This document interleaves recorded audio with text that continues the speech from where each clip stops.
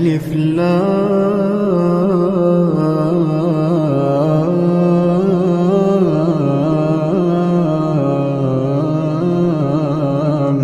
ميم.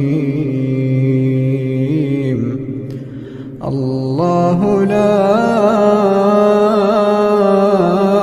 إله إلا هو الحي القيوم.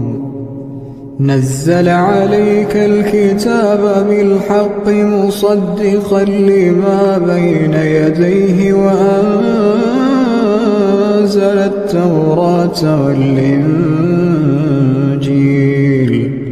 من قبل هدى للناس وأنزل الفرقان.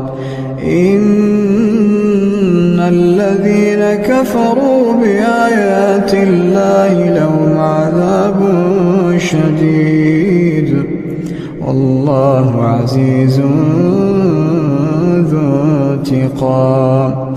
إن الله لا يخفى عليه شيء في الأرض ولا في السماء. هو الذي يصوركم في الأرحام كيف يشاء. لا إله إلا هو العزيز الحكيم. هو الذي أنزل عليك الكتاب منه آيات محكمات هن أم الكتاب وأخر متشابهات. فأما الذين في قلوبهم زيغ فيتبعون ما تشابه منه ابتغاء الفتنة وابتغاء تأويله وما يعلم تأويله إلا الله. والراسخون في العلم يقولون آمنا به كل من عند ربنا وما يذكر إلا أولو الألباب. ربنا لا تزغ قلوبنا بعد إذ هديتنا وهب لنا من لدنك رحمة إنك أنت الوهاب. ربنا إنك جامع الناس ليوم لا ريب فيه إن الله لا يخلف الميعاد. إن الذين كفروا لن تغني عنهم أموالهم ولا أولادهم من الله شيئا وأولئك هم وقود النار. كدأب آل فرعون والذين من قبلهم كذبوا بآياتنا فأخذهم الله بذنوبهم والله شديد العقاب.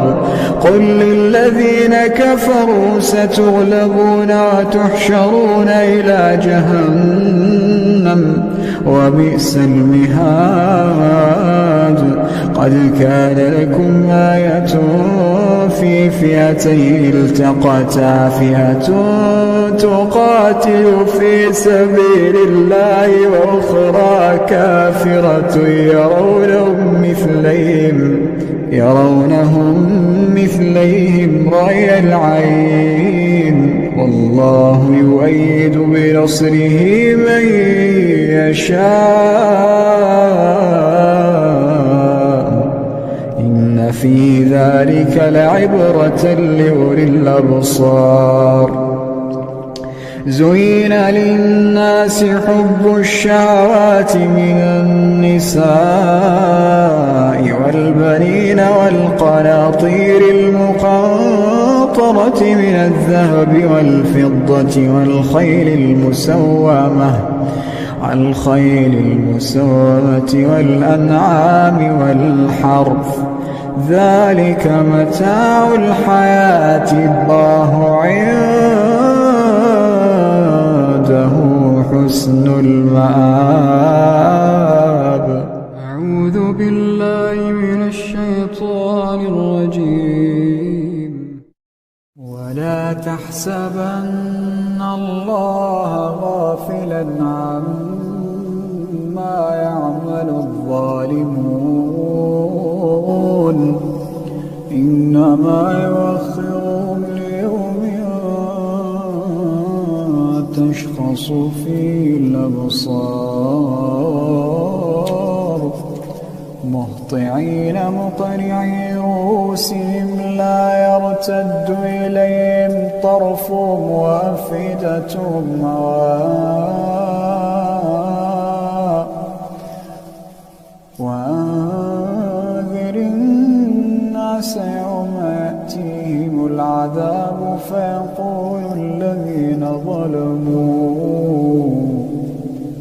فيقول الذين ظلموا ربنا أخرنا إلى